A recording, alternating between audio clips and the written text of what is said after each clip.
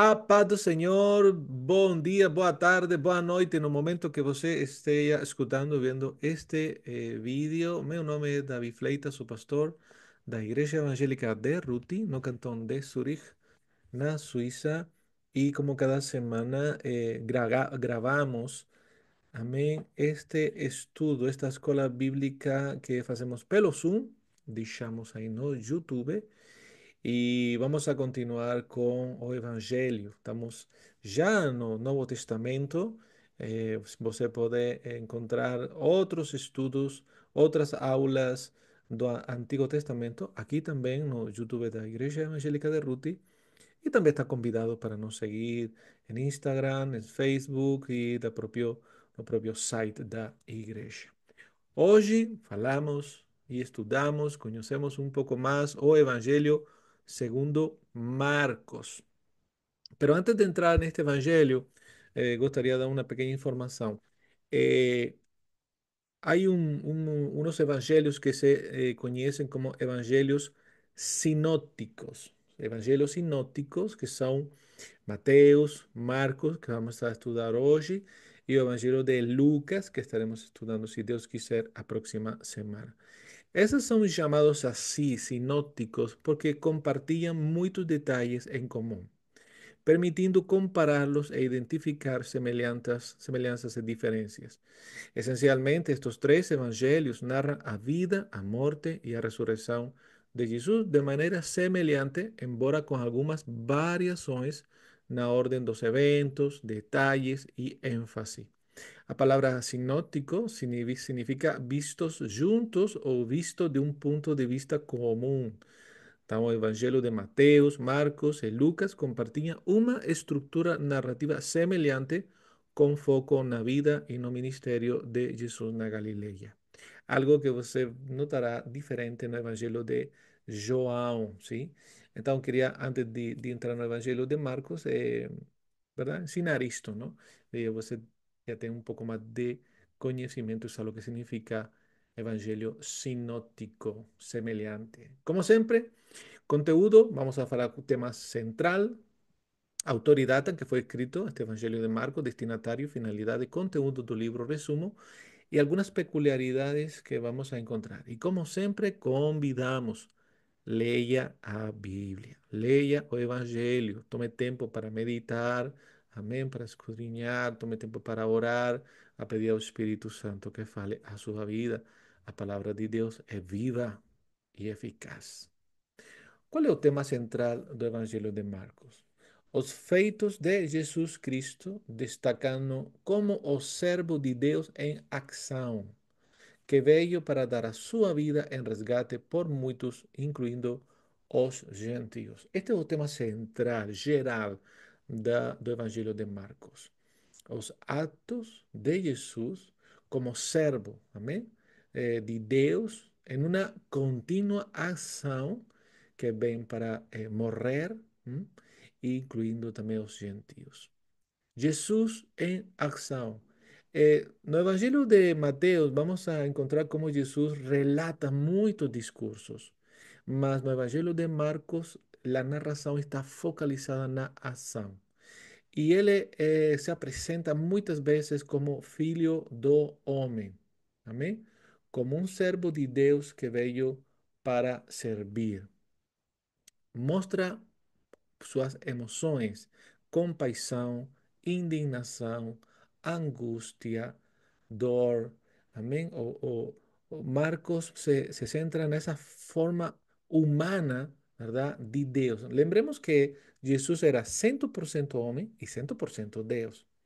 Então, aqui encontramos a Jesus neste evangelho como o filho do homem. E é interessante porque mais de 40 vezes aparece a palavra eutos, que significa em grego então ou imediatamente. ¿Sí? Y vamos a explicar por qué significa esto, por qué Marcos se presenta constantemente, ¿verdad? Cuando Jesús se presenta a sí mismo, ¿verdad? Como o filo do hombre y por qué era tan importante que escutara o leyera estas cartas, este evangelio, viera, ¿verdad? A Jesús como servo de Dios. Este evangelio de Marcos, a diferencia del evangelio de Mateus, que estaba focalizado o, ¿verdad?, guiado, dirigido para os judeus, amén. Lembremos, Mateus estaba dirigido para os judeus, por eso la genealogía, etcétera, etcétera, o nacimiento de Jesús, etcétera, etcétera.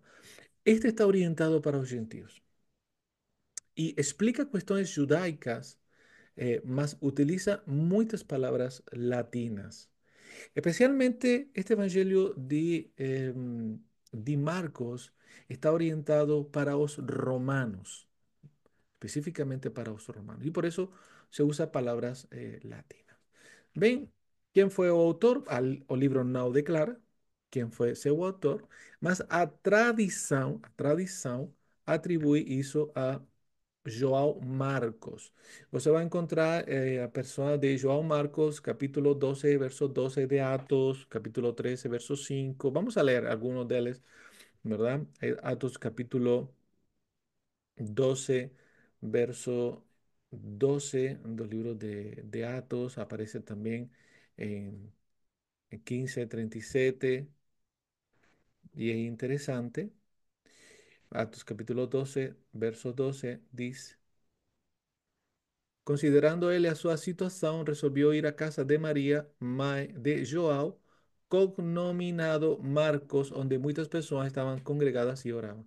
E temos que ter cuidado porque em muitas ocasiões nas cartas e este livro de Atos aparece João e quando Deus fala de João, não é João o apóstolo, sino João Marcos. ¿Mm? Este João Marcos também aparece no capítulo 13, verso 5, que dice, llegados a Salamina, anunciaba palabras de Dios en la sinagoga judaica, tenía también Joao como auxiliar, ¿ves? Este no podría ser Joao o apóstol Joao como auxiliar, este Joao Marcos, ¿ok? Y en Primera de Pedro, capítulo 5 verso 13 vamos a encontrar también a este Pedro, capítulo 5 verso 13. Lembremos que, segundo, a tradición, amén, porque el propio Evangelio no dice quién fue quien escribió. Como encontramos si Actos, ¿verdad? El libro escrito por Joao, apóstol Joao. En 1 de Pedro 5:13 dice, aquella que se encontraba en Babilonia, también eleita vos saúda, como igualmente meu filho Marcos. Amén. Marcos colaboraba con Pedro. Entonces, la tradición dice que él fue autor. En cuanto a data, a opiniones divididas, algunos piensan, como por ejemplo, o Irineo, que fue un historiador en la época, após a muerte de Pedro, 65-66, y, perdón, o pai da igreja, no historiador, sino pai da igreja Irineo, y después Clemente también, que fueron posteriores a los apóstoles, durante el ministerio de Pedro entre 55 y 60. Más o menos entre 55 y 65 después de Cristo, haya que Marcos, João Marcos, ¿verdad? Segundo la tradición, escribió este evangelio. Y muchos haya que fue escrito en Roma. ¿Ok? Entonces, esto no fue escrito por un apóstol, sino fue escrito por alguien que fue posterior, amén, a aquellos apóstoles que fueron escogidos pelo Señor. Amén. Narra desde el ministerio público de Jesús hasta su muerte y resurrección entre 25 a 30 después de Cristo aproximadamente, o sea, no fala sobre el nacimiento de Jesús. Esto es muy interesante, ¿verdad? Porque él se concentra mucho no ministerio de Jesús. Amén. Y ven, independientemente de quién fue, sabemos que es un evangelio inspirado por el Espíritu Santo, pues entendemos que esta persona que escribió este evangelio, pues comenzó a recopilar mucha información, comenzó ¿verdad? Recopilar, preguntar, ¿verdad? Sobre Jesús, especialmente con los apóstoles, discípulos, etcétera, etcétera. Destinatario, que es muy interesante. Destinatario y finalidad, porque eso nos va a ayudar mucho, ¿verdad? A comprender el por qué el Evangelio de Marcos escribe lo que escribe y por qué entendemos por qué el Evangelio de Mateo es tan explícito en la genealogía de Jesús, porque fue escrito para los judeos. Amén. Entonces pensemos en eso y ahí, ¿verdad? Nuestra comprensión se abre mucho más. Destinatario, a los gentios, especialmente a ciudadanos romanos. Por eso muchos piensan, ¿verdad?, que fue escrito en Roma.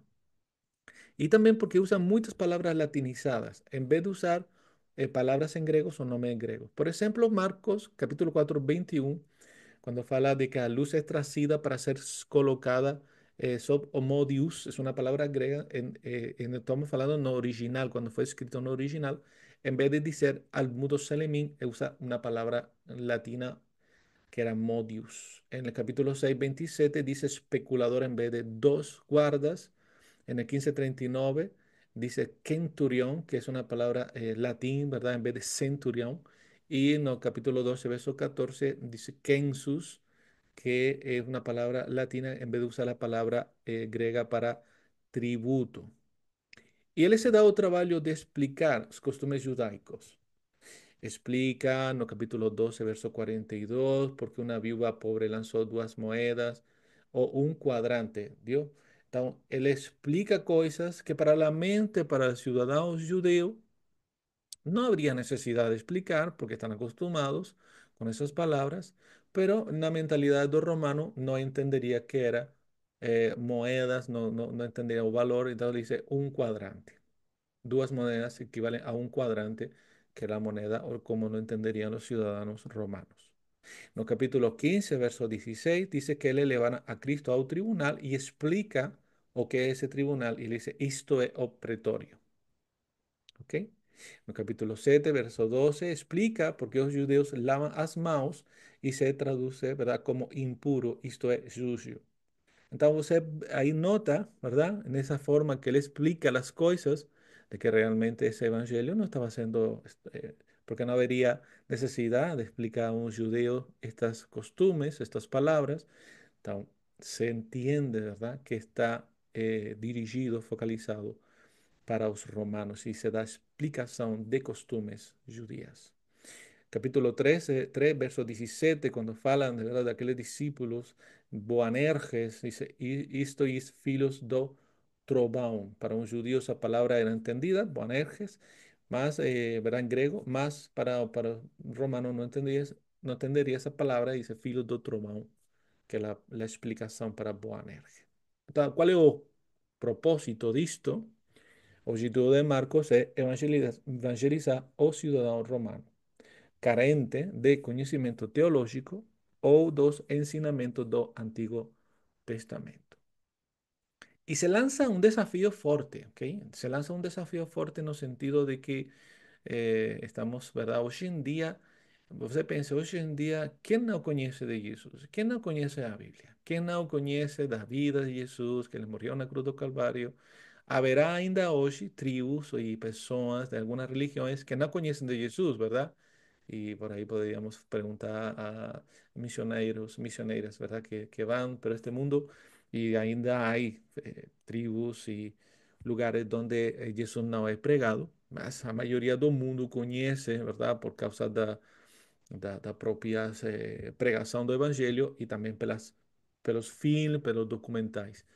Mas quando estamos falando de 50 anos depois da morte, mais ou menos, do nascimento de Jesus, 40 anos depois da morte de Jesus, era totalmente desconhecido Jesus y él les tiene que explicar cuál es la cultura judaica porque Jesús era judío. Y entonces, para poder explicar lo que significaba Jesús como Mesías, había que explicar primeramente lo que es un Mesías para la mentalidad judía. Entonces, es difícil, no es fácil, mas gloria a Dios, ¿verdad? Porque el propósito del Espíritu Santo siempre se consigue. Amén. Y sabemos que muchos en Roma conhecerán a Jesús, especialmente pelos testimonios da igreja. Amém?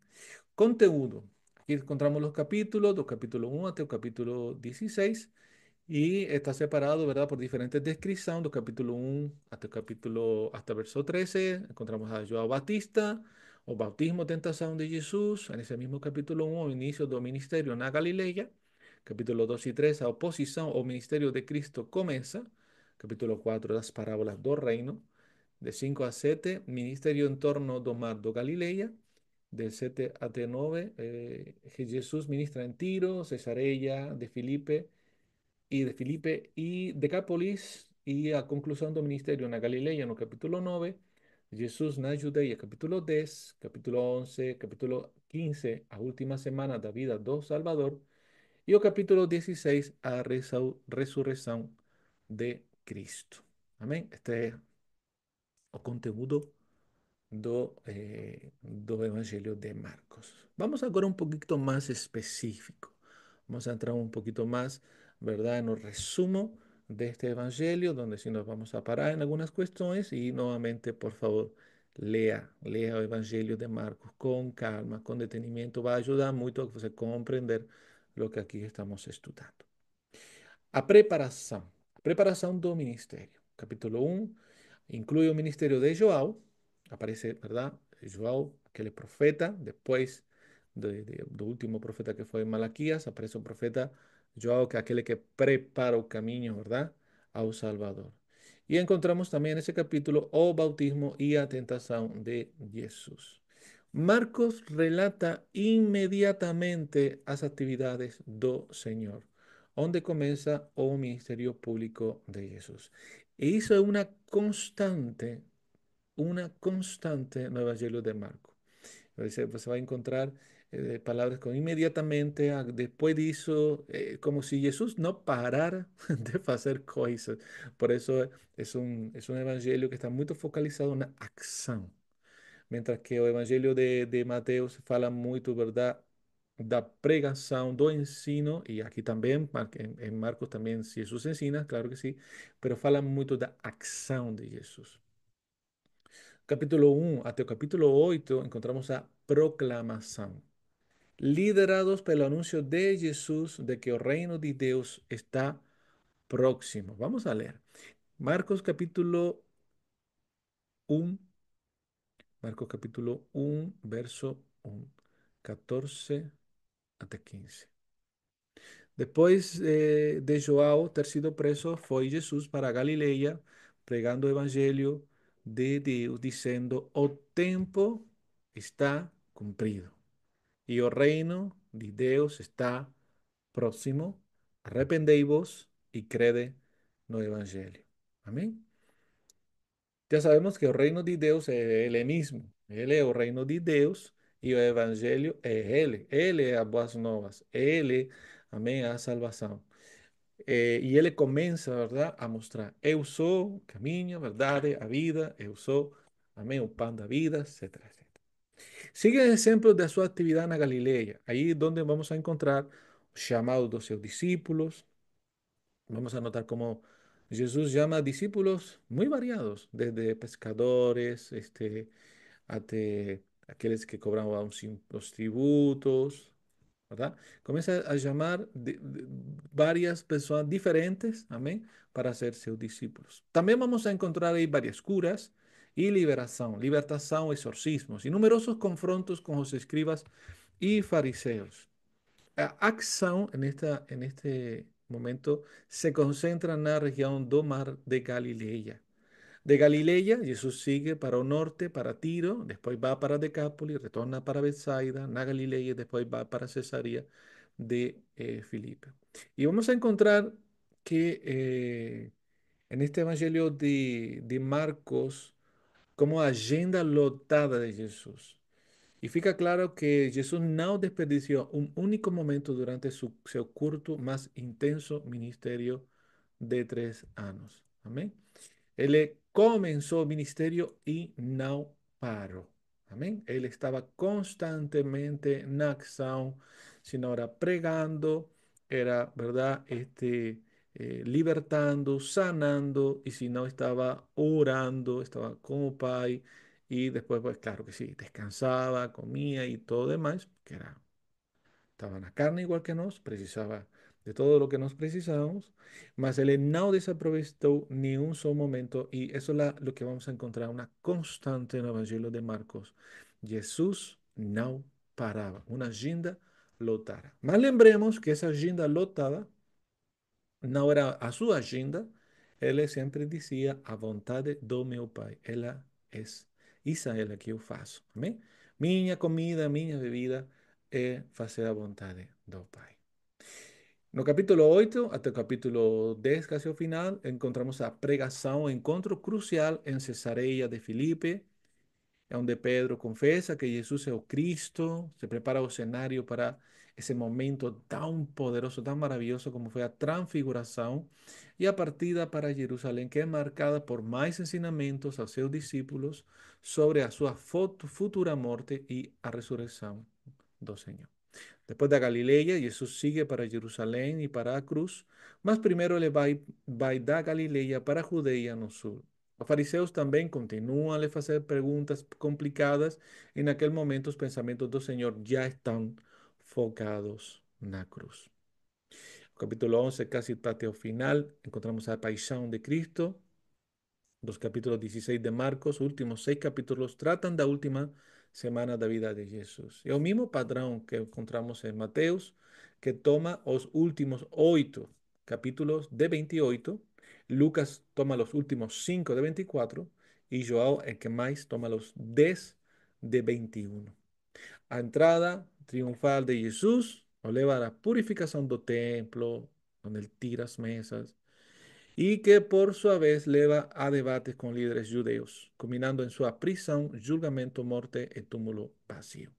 Esta última semana es aquella en que Marcos destaca más detalles, falando sobre el acto más importante do Señor Jesús Cristo cuando Él dio su vida en resgate por muchos. Aquí podemos encontrar una geografía del ministerio de Jesús, a partir de Jesús de Nazaret, número 1, na Galileia, ¿m? Para ser bautizado, aquí acima, perdón, no, número 1, encontramos como le llegó aquí al número 2, Galileia, y él fue bautizado, él estaba en Nazaret, aquí, y él fue para el número 1, número 2, y la tentación del desierto alrededor del Mar Muerto. El ministerio comienza en Galileia, en regiones vizinhas, retorno a Nazaret, número 3, aquí acima.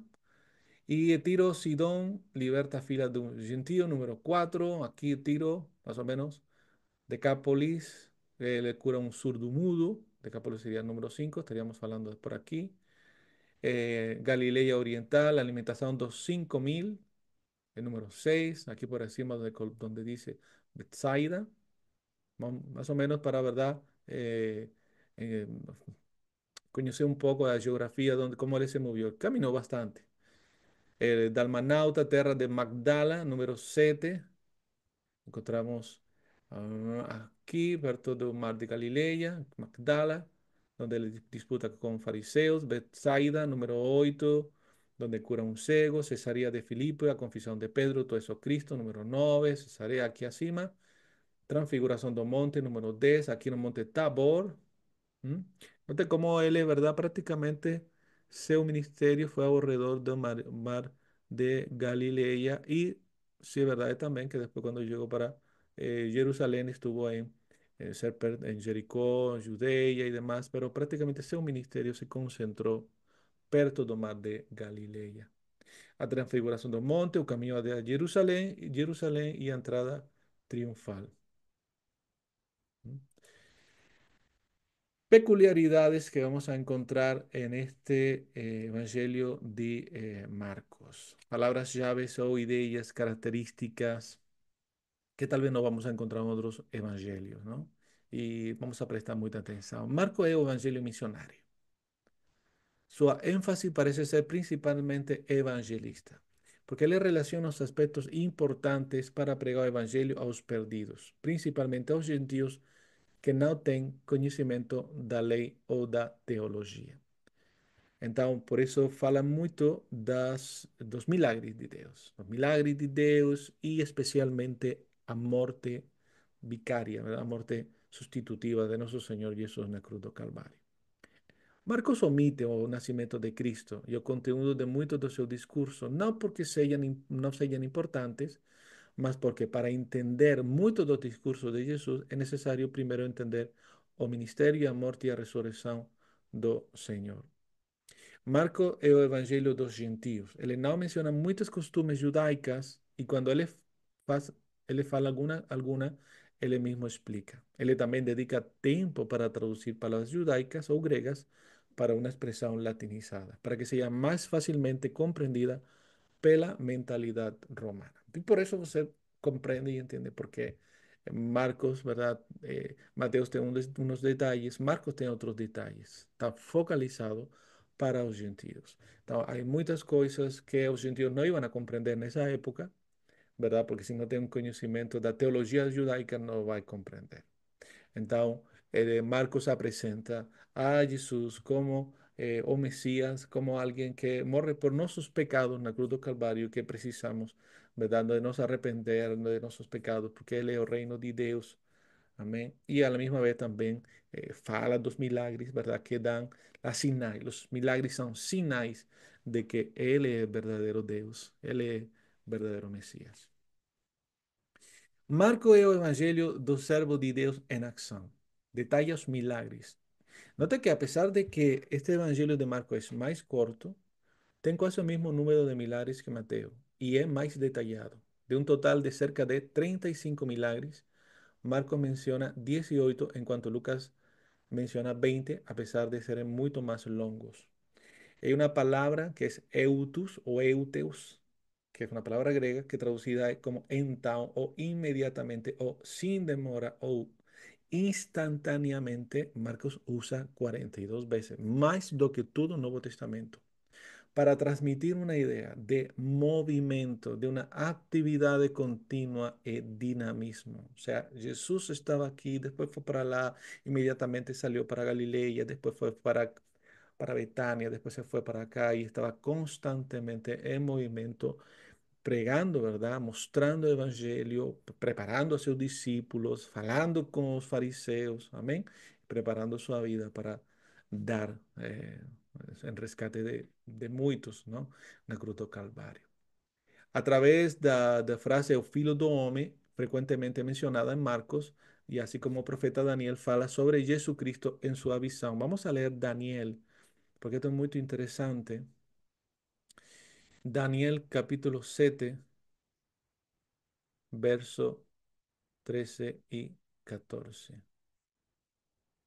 Dice, eu estava olhando nas minhas visões da noite, e eis que vinha como as nuvens do céu, como o filho do homem, e dirigiu-se ao ancião de dias, e o fizeram chegar até ele. E foi-lhe dado domínio e glória e reino, para que os povos, nações e homens de todas as línguas o servissem, e seu domínio e domínio eterno, que não passará, e seu reino jamais será destruído. Amém? Pues sabemos que esse filho de homem é Cristo. Amém? Y al anciano de días, pues sabemos que es un pai, ¿no? Esa fue la visión que tuvo Daniel. Entonces, ¿por qué filho do homem? ¿Por qué filho do homem? Porque había algo que era muy interesante que los que no eran judíos pudiesen entender, en el sentido de que Jesús no era un anjo, Jesús no era un espíritu, Jesús era un hombre, mas que no era cualquier hombre, amén, era un hombre que llegaba do céu, amén, que venía, aleluya, encarnado, amén, para dar su vida en rescate de muchos. Y el mismo Jesús se presenta a Dios como filho do homem, amén, o filho do homem. No cualquier filho, sino un filho, ¿verdad? Que ven para cumprir a vontade do Pai em restauração, ¿verdad? Para aquele primeiro homem, que foi Adão, este é o segundo homem, amém, que vem para cumprir a vontade do Pai. Marco é o evangelho das emoções do servo de Deus. É muito interessante isto também. Como reflete, ¿verdad? Como expresa a esa humanidad de Cristo, ¿ah? Compaixão. Capítulo 1, verso 41, podemos leer de Marcos, dice, Jesús, profundamente compadecido, extendió a mano, tocó y dícele, quiero, fica limpo. Amén. A la cura do leproso. Pero note esa frase como Marcos expresa, profundamente compadecido. Amém?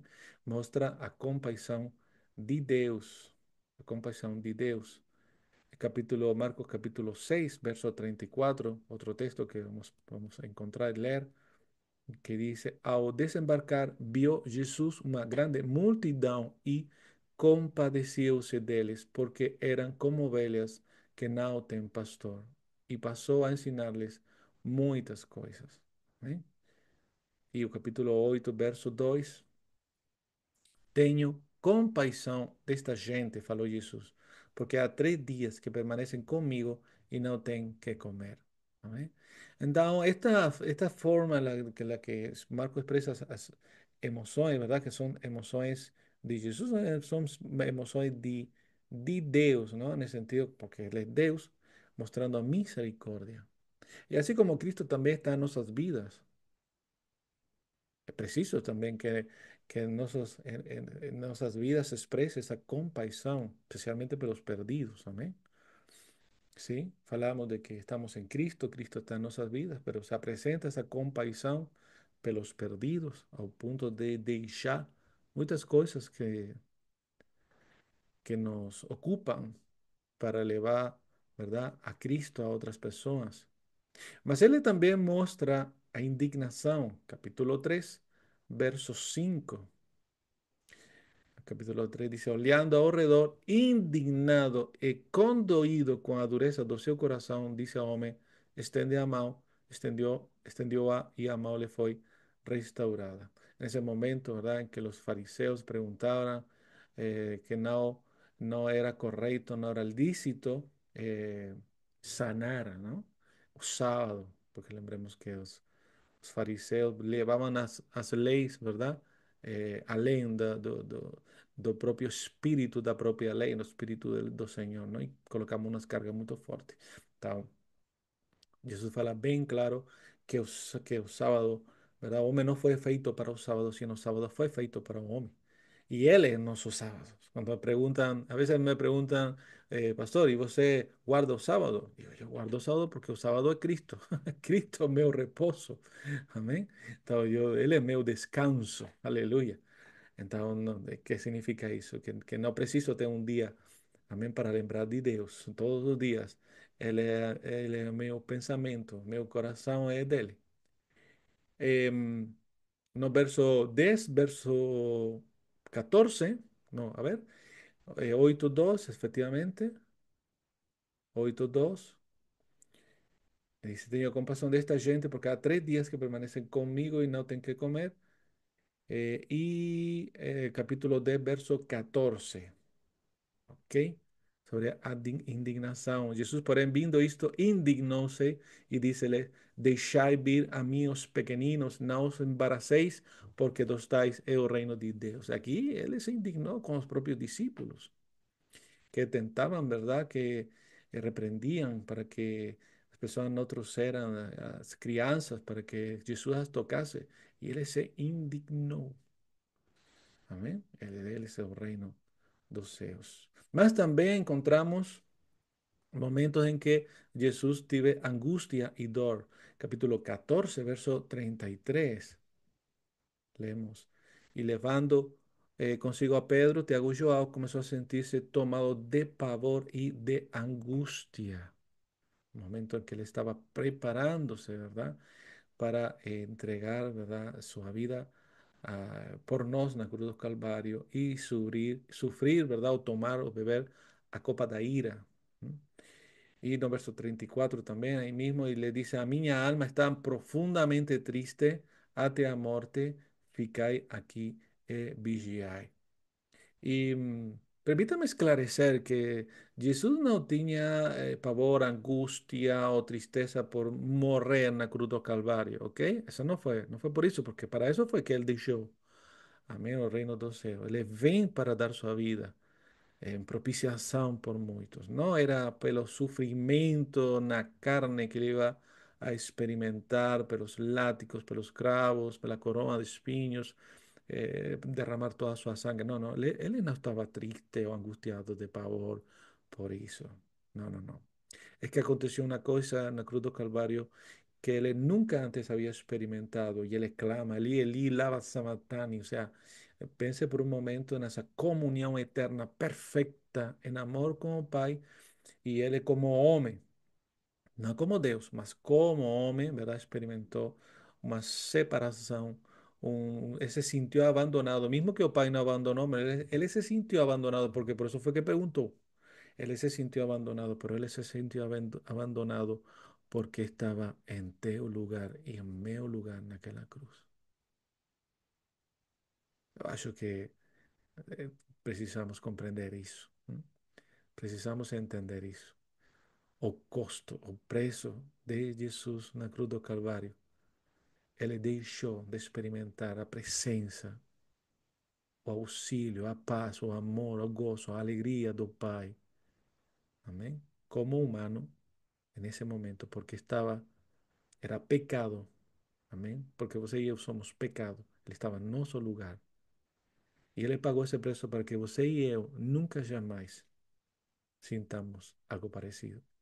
Por duas vezes isso denota que Jesus gemeu ou suspirou. Marcos capítulo 7, verso 34, lemos.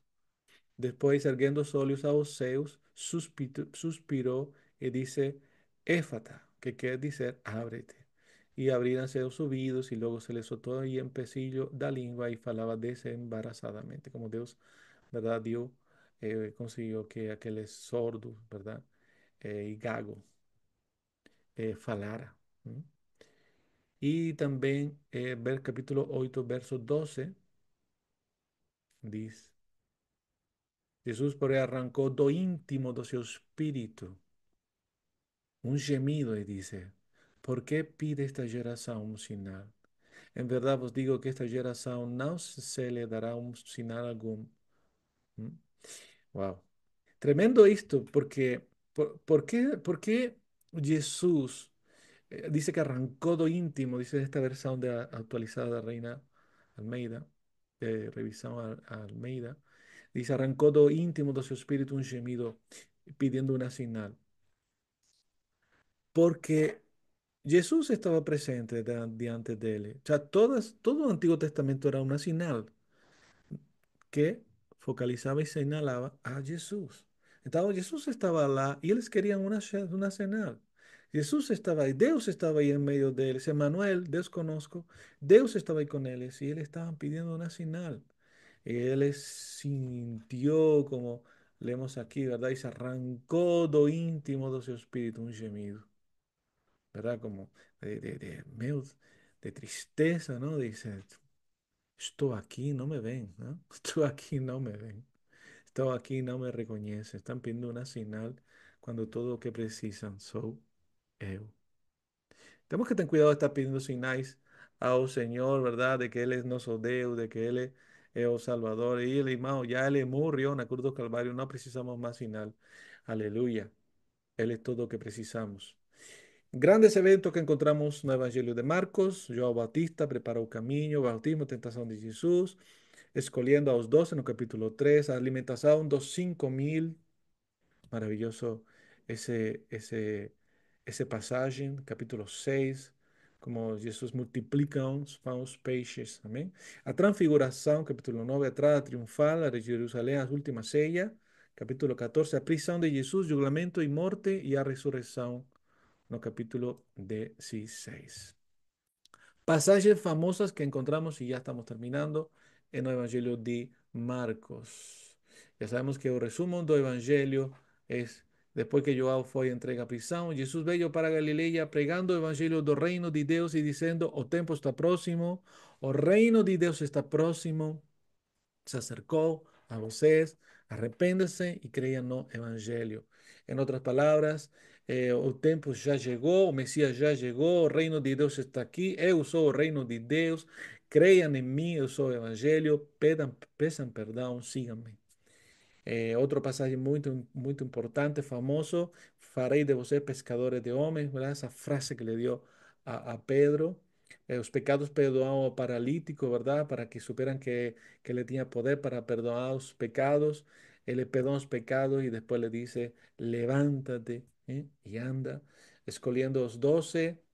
¿Quién es mayor? Cuando le preguntan a Jesús quién es mayor en el reino de los cielos, y él dice, aquel que es mayor va a ser servidor de todos.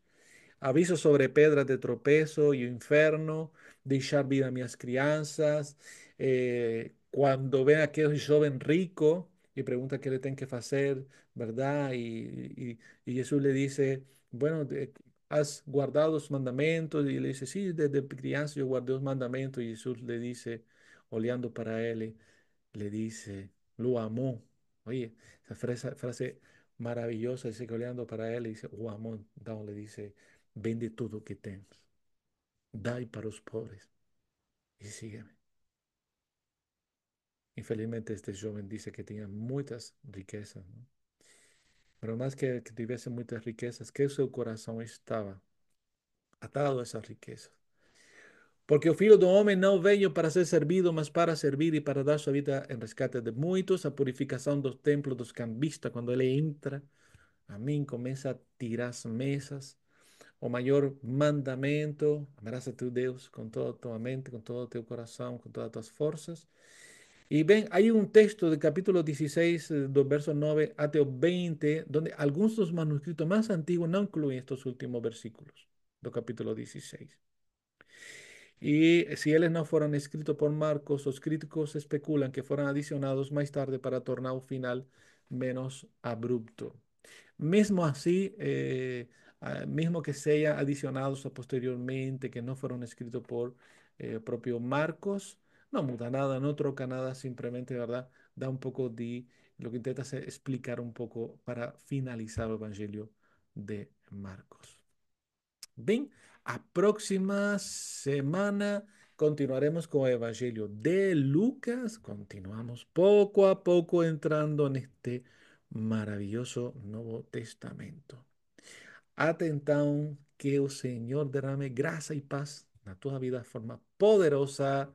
Tchau, tchau. Uma linda semana para você.